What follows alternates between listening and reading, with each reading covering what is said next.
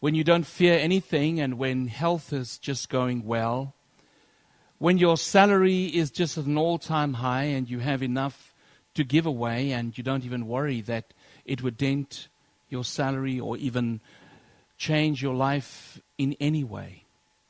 That what you give away is so negligible that you don't really have to worry. It's wonderful to talk about faith when your health is great and when you breathe normally and you don't have to battle for the next breath or worry that something might happen to you that would place you in an incredibly vulnerable position. It's wonderful to talk about faith when all relationships are great. And when everyone loves and cares for you and when you have not hurt or offended anybody, it's great to talk about faith. It's wonderful to talk about faith when your children's health is going well. And you can shout at the top of your voice that God is good because I can see that God is working in my family. But how do you talk about faith when you can't see that? How do you talk about faith when life is busy imploding around you and you watch that things are spinning out of control and you feel to yourself that no matter how hard you shout and how much you scream, that heaven just seems to be silent?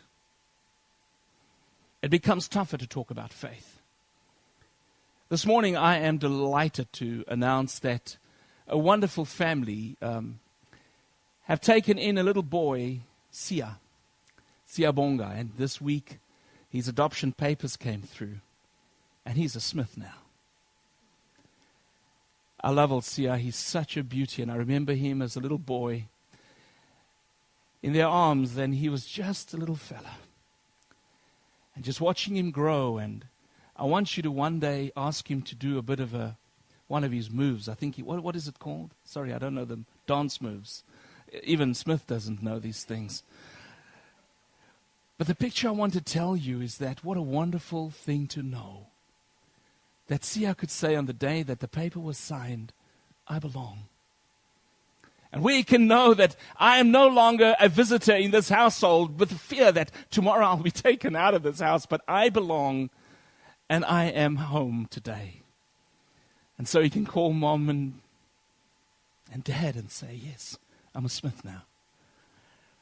But today I want to talk to you about something that is very real and has been real in the lives of so many wonderful people in this church.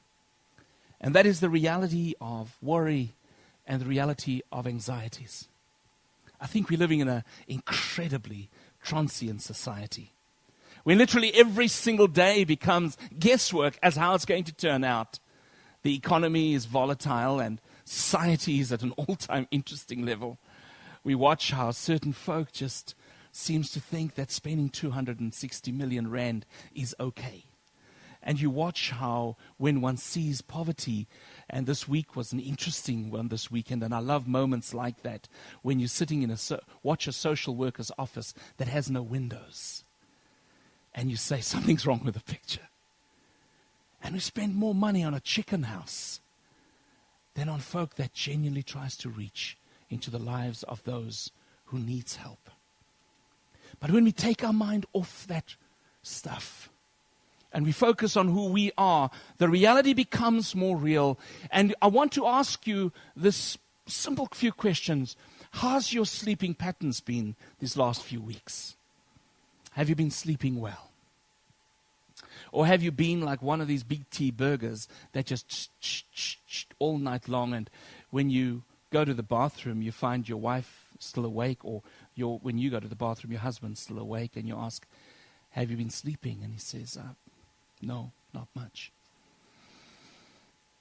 When you have any kind of level of authenticity with friends or family, you'll realize that worry is very real. But let's just try to deconstruct worry a little bit. Sometimes we worry about uncertainties of tomorrow, and we worry about the things that we can't see. But let's hear what dictionaries say about it. And I consulted just 2 of them. It means to trouble or torment oneself. Worry is over the uncertainty of tomorrow. It's interesting from a book that is not spiritual, said it's faithlessness. Worry is the antithesis of faith. Worry and faith are mutually exclusive. A dictionary I consulted, an English one, says that it means to choke or to strangle. The Greek means to have a divided mind or a divided heart. But what I want us to see is that in terms of not just the word, but it's a tugging of the heart and a tug of war between security with God and insecurity and wondering, will God get through and come through for me at these moments? Someone one wrote and asked the question and said, if I want to ask you how to overcome my feeling of discouragement and my worry, what do I do? And the person wrote, and I would love to have given them credit for what they say. He said, feed your faith and your fears will starve. Feed your fears and your faith will die. And that for me becomes so apparent that it depends on what I feed. So many times people will say to you, preacher, you need to preach about sin more often because our world is full of sin. And I will say to you that what I want to talk about this morning is the idea that sometimes our worry teeters on faithlessness and on sin. Because it has diametrically and directly to do with your and my relationship with God. And so this morning I want us to have a look and firstly deconstruct and then build up again. Firstly, I want to say to you that worry is unreasonable. And Jesus will say to you, he said, do not worry about your life, what you'll eat or drink, about your body, what you will wear. Listen now, he says, is not life more important than food and the body more important than clothes? Jesus would say to you, think of the main thing first. What you're doing, it's unreasonable. Worrying about these things. Why is it worry unreasonable? And Jesus will say to you, we worry about the wrong things. We worry about those things that are transient. Many years ago I had the privilege, and I still have the privilege of being in contact with an incredible elder at a congregation in America. And he's over 80, he's close to 90 now. And he wrote these words to me one day and he said to me, he says, Dereck, this too will pass. And I wrote back and I said, Brother Cecil, easy for you to say.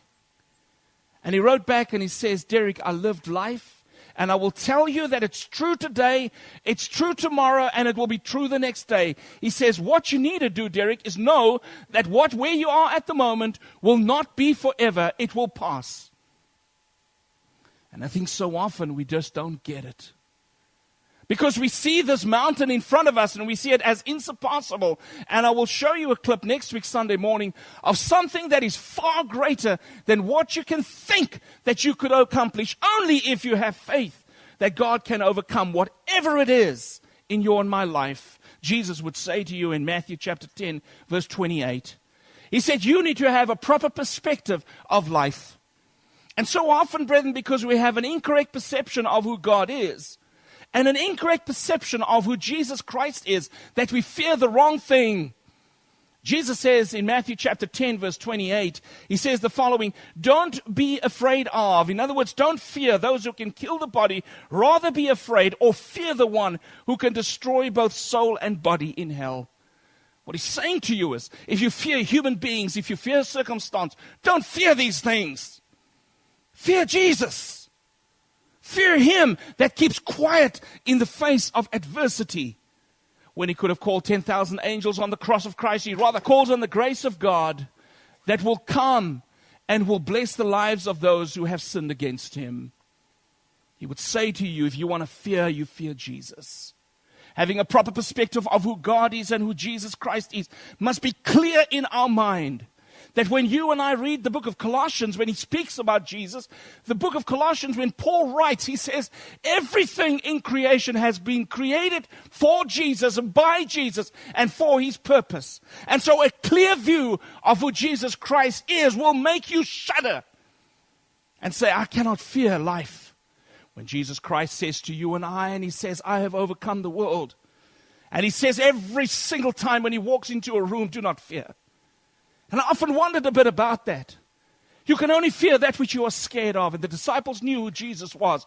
And when he walked into their presence, they were scared of him. Even the demons, when they were in his presence, he would say to them, and they would shout out, please, Son of God, please don't send us out. Please don't torment us.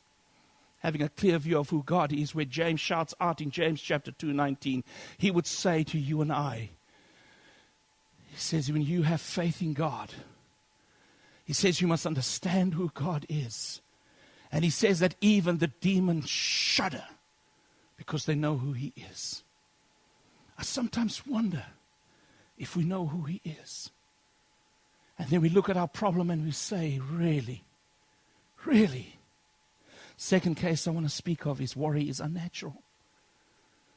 We find out that Jesus Christ refers to nature. And he says these wonderful words to us. He says, look at the birds of the air. They do not sow or reap or store away in barns. Are you not more valuable than they? Let your eyes fall on verse 28 that says, look at the lilies of the field. God clothes them. Yet King Solomon in all his glory was not clothed as beautiful as they are. 2008, I went to my uncle's funeral. The last brother of my dad, who had died when I was 8 months old. And on our way back, we were driving back from the Northern Cape, and Sue and I were driving. And we pulled over the road with my brother and his wife, and way in the veld we saw there was a little river, but it had dried up already, and in the cracks we saw a beautiful flower blooming. And Luella and I wondered to myself, who would ever see that and acknowledge that? But Jesus Christ and God in all his glory literally would stand in heaven and take cosmos and just fling it all over the Northern Cape. And he says, I want to show you that I'm an abundant God. That even when the world does not look at my beauty, that I array the beautiful ground with, it does not matter. My cousin was here from Namibia the other day, and he's got a farm about 150 50 kilometers from a town where our family lives. And he showed me photographs of the rain that they had. And I looked at the photographs and I saw these beautiful, now let me tell you, only that grass only grows in abundance. They call it die brinkblaar gras. It's when it grows and it's got a shiny sheen to it. And you find when you look across the field, as he shows me the photographs, he says, kyk hoe pragtig lyk die wêreld. And then this morning early, he wrote to me and he says, ons het 'n dankdiens gehou. En dankie vir die Here gesê, vir wat hy vir ons gegee het.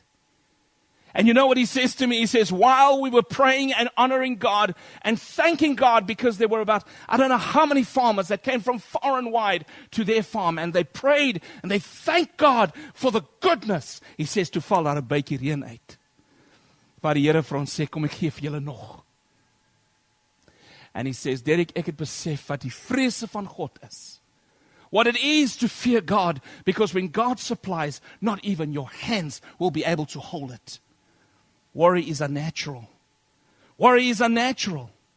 But yet we go counterintuitive and we worry about these things. God says to us, I don't want you to look at yourself as being a welfare case. I want you to look at it as being a child of the creator of this universe. Not just the creator of this universe, but also the redeemer of your soul. Not only the redeemer of your soul, but the Father that holds your inheritance in his hand. Having a proper view of God is crucial when you are dealing with worry. Maybe today you'll say to me, well, Dereck, you know what, I'm a born warrior. I could probably pin exactly where your problems came in your raising as a child. But I want to tell you this, that all of those kind of things, the worry that you might have is learned behavior. But I've got good news for you today, that even learned behavior can be unlearned. It can be untaught. Third point, anxiousness and worry is not very helpful. Anxiousness and worry are never helpful. And the idea here, Jesus Christ will have you know, he'd say to you, woe to you by worrying can add a single inch to his stature or a single hour to his life. Worry can't make you taller. I had a wonderful friend who baptized me into Christ, Desh Stumpf. He says, Dereck, you are perfect. Your weight is perfect. All you need to do is just grow taller. And I'd say to you, oh, thanks, man. You see, this text tells me it's not helpful. It can't make you skinnier. And it's interesting to find out that some women would pray and say, oh, Lord, please make my friends fat. But the key I want you to say here, it can't make you even healthier. You can't live one day longer. But this is the key. Worry doesn't accomplish anything. It can't change things. So why stand and worry? I've got a wonderful rocking chair at home that Auntie Trudy and Malcolm gave me many years ago, and I sanded it down with the greatest love on earth, took it apart and glued it back with wonderful sulfatic glue and varnished it with incredible varnish. Not varnish, it's an oil. You know, when I look at that whole rocking chair, I can't sit in it, by the way. It's just a bit too young. It must still grow older. It must be stronger.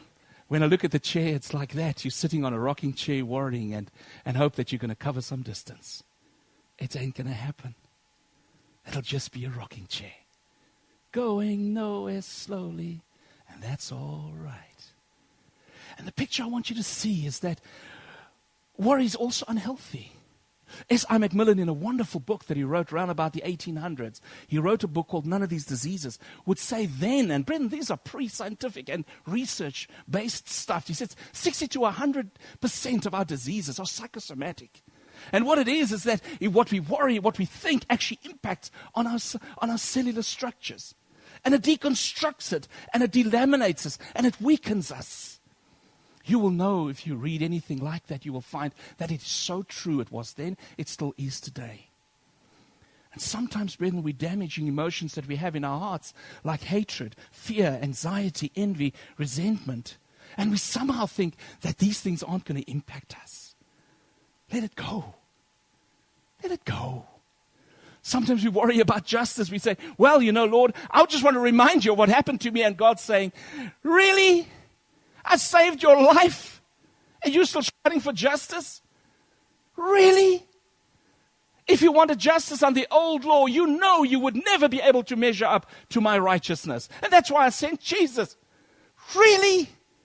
He would say, I saved your soul, and I gave you an inheritance. You are a brother of my Son, Jesus Christ, a co-heir of an eternal kingdom. And you sitting and worrying about justice? Jesus Christ was sitting with two brothers, and the one brother comes to him and he says to Jesus, he says, oh, by the way, I want to talk to you about this. Tell my brother to give me some of the money. And Jesus says, really?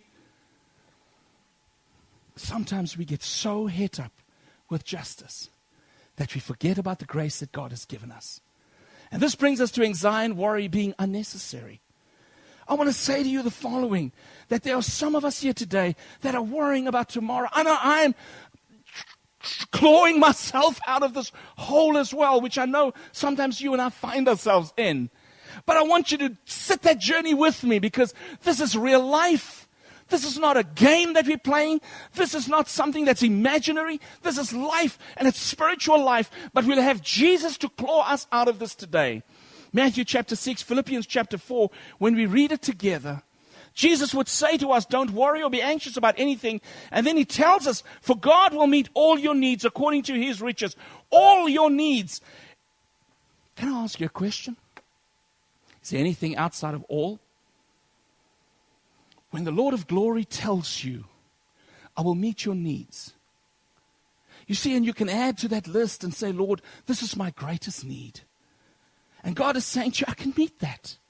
Emotional needs, God will say, I'll meet that. Physical needs, I'll meet that. Spiritual needs, I'll meet that. Relational needs, I'll meet that. God is saying, I'm telling you today, you need to trust me that I can work all these things out for good, no matter where you are or how deep you feel you are in that ground and in that hole. There was a man that I preached a sermon many, many years ago. He made a comment. I preached on the life of Joseph. And he was sitting in this audience. I think he was a preacher from somewhere else. And he said to me, Dereck, did you know that Joseph was in a hole so deep? And apparently it is a truism. I said to him, I must be dead honest with you. I'm not going to try to disprove you. He says, but sometimes you can be so deep in a hole that even in the middle of the day, when you look up, you can see the stars. I never knew that. And the key behind it was, He said that even though you are in a hole, you can look at the stars, because that's where God dwells. You see, if God could name the stars and Orion and all those wonderful constellations in the book of Job and tell Job, I created all of this. When he will tell Isaiah, I hold the heavens in my hand, he would tell him, broaden the way that you view me. If I am so great, I can take care of you. Anxiety and worry, brethren, shockingly sometimes are unchristian. Now, I'm not trying to question your Christianity, but I'm trying to say to you that if you are redeemed by Christ today, move closer to Him rather than closer to your problem. Develop an amazement about who God is rather than an amazement about the complexities of your problem. And you will find that your perspective will change. It's interesting that God is more busy with our eternal salvation than our temporary discomfort. Our problems, our financial difficulties, health issues, He does not put it off the table because He knows, like He says in Matthew 6, I know what you need. And I want you to watch the precursor. He says, I, as your heavenly Father, know that that's what you need. For the flowers that He takes care of daily, He says, I am their creator. But you whom I created in my image, I am your Father. Jesus would make a comment when He teaches people about prayer in Luke 11. He would say to them, who, a good father, will give his son a snake when he asked for a piece of bread? He says, and you who are evil, if you would not give anything evil to your children, what more about me? He says, how much more won't God give to you and I? Romans 8:28 assures us. He says to you and I want you to know that God can work all things for good for those who love Him according to His purpose. We're going to start closing the lesson off. And I'm going to just ask you in your mind just to think of your greatest worry today. I want you to name it in your mind and say, Father, that's my greatest worry. I want you to place it there and say, Father, it's my wife, it's my child, my husband, our finances, Father, my friend, my mother, my job, the company I work for, whatever it is. I want you to place it there. And then I want to ask you to listen to how Jesus says that you need to get rid of the worry in your heart. In the first place, Jesus would prioritize and say to you and I, He says in Matthew chapter 6, verse 32 to 33, He says the following, for the pagans run after these things, and your heavenly Father knows that you need them. But seek first His kingdom and His righteousness, and all these things will be given to you as well. Tomorrow will worry about itself. Each day has enough trouble of its own. Jesus would say to you, I want to say to you, I did not create your mind to be thinking of 25,000 things. And I know women would say to me, well, Dereck, I am designed that way. I could comfortably read a wonderful book. I could listen to my children in the next bedroom. I can watch a television program. I can talk to my mom on the telephone. And everything will be in perfect perspective. And I can even see through walls. Ask my son or my daughter. But God would say to you, the way I've designed you is that when it comes to the arena of faith, you need to focus on one thing and one thing only. Seek His kingdom first. Enthrone God's kingdom in your heart.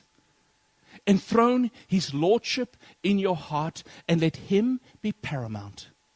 Let Him be the one and the focus of your wonderment and of your awestruck admiration. That when you look at Him, you start to view Him from a different light. Worry is always a warning light on your instrument panel of life. It's an indication of mixed up values. It tells you that you are losing perspective. It indicates to you that there's a loss of faith and trust in God. But if you place God first, everything else takes its proper place. When He becomes your source, worry becomes an unnecessary evil. He understands your need for money. He knows your health concerns. He knows that your marks in school is important to get in matric and to get into varsity. He knows your family problems and the stresses and strains inside of it. He even knows about the job situation. And he even knows when you are struggling with something of religious significance. He even knows that. But James would tell you that even when you ask God for wisdom, he doesn't sit there and say, good, I've now got you at a good spot where I can really start carnifiling you. God says in James, when you ask for wisdom, he will give you without resentment. You see, it's a fallacy that God is interested in your and my demise. He's more interested in your overcoming the challenges in your life. God has created you for greatness. If you look at the things that are happening in your life as the main event, you have got it horribly upside down. God is the main event. And if you are inside of his economy, you become the main event of his life. Whatever God puts as first, you need to prioritize. John Stott, a wonderful theologian of the 18th century, made a comment many years ago that I will never forget. He says, you need to put first things first. Because when you put second things first, you will lose both second and first things. The key is put God first. The second place, live one day at a time. You see, your brain is not big enough to worry about tomorrow. A wonderful man by the name of Clem Santa wrote a book, and I think it's the biggest load of rubbish. He talks about a mind like a wolf. I think many of us have read that thing. Or mind like something. But all he's saying that we need to sketch scenarios. And we must sketch scenarios. How to get in and out of things. And I know it as a business principle, and I'm no fool. Trust me, I've read the thing. But Jesus says, I didn't create you to have a mind like a wolf. I've created you to have a mind of my Son, Jesus Christ, to be transformed to think godly thoughts. To think like a child of God, not like a pagan that runs from one crisis to the next. But think like an overcomer that is already overcome through Jesus Christ. And to get that mind. That's why Paul would say to me, let that mind dwell in you. And then he speaks of Jesus. Live one day at a time. Tomorrow's problems are tomorrow's. The yearly bread, don't worry about it. Monthly bread, don't worry about it. Weekly bread, don't worry about it. Don't worry about anything. Just worry about now. And focus on now. So many times, one man made a comment many years ago. He says, when you worry about tomorrow's problems, you miss today's blessings.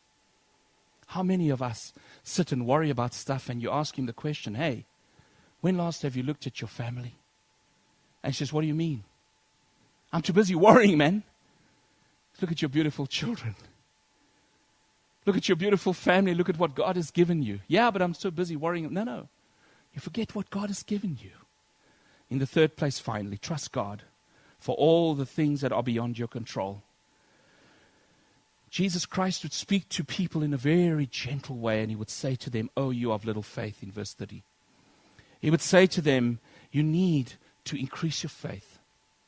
I want you to know that God's not angry with you when you're worrying. God's just saying, it indicates to you an area that you need to grow. You need to just grow. And he's not saying grow up in an ugly way that you say, well, I'm obviously carrying it like a child. Don't do that. This is not a place for knocking people. This is a place of encouragement where God is saying, hey, take this with both hands and trust me. It's going to be okay. Faith is just beyond your sight. Faith dwells in the arena of invisibility. All it is, it just hasn't happened yet. But that's where God dwells. Listen to Philippians 4, verse 6 and 7. Do not be anxious about anything, but in everything with prayer and petition and thanksgiving present your request to God. And the peace of God, which transcends all understanding, will guard your hearts and mind in Christ Jesus. Stop worrying. And when you feel like going like a beef patty, just stop and say, what a wonderful moment that I can speak to my Father. At the end of the lesson, I want to just touch on a few things. There are so many examples, great examples. When you look into the life of Joshua, a young man trying to take lead of the nation of Israel, no experience. All he did was walk close to Moses. That's it.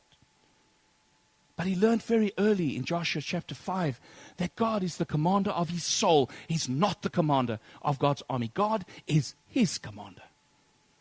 And so often we forget that. And he says, I want you not to be discouraged, for the Lord will be with you wherever you go.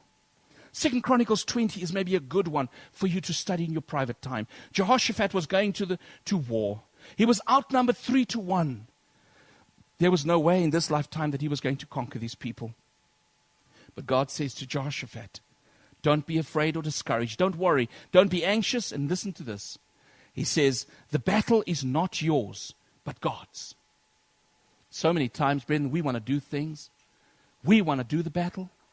And God says, steady, tiger. That's my battle. You are my child. And because you are my child, that becomes my problem. Sit back and relax and watch how I bring the victory. Jesus would say to you in Matthew 10, are not 2 sparrows sold for a penny? Yet not one of them will fall to the ground apart from the will of God. And even the very hairs on your head are all numbered. And Jesus will say to you, so what? Don't be afraid. Don't be anxious. You are more than a sparrow. Brethren, you need to lift the way that you view yourself. You need to think differently in this day and in this week and understand that God is on your side. And the evidence of that lies in no greater sacrifice than him coming to die on the cross of Christ, taking on the sins of the world and your and my sins so that you can have the righteousness from God. I pray today that as you viewed your life through Scripture, that whatever lies ahead, God is already there. And so often we want God to kick down doors, but we forget to speak to the one who is the keeper of the keys. He holds the future, and he will unlock what he needs to unlock for you.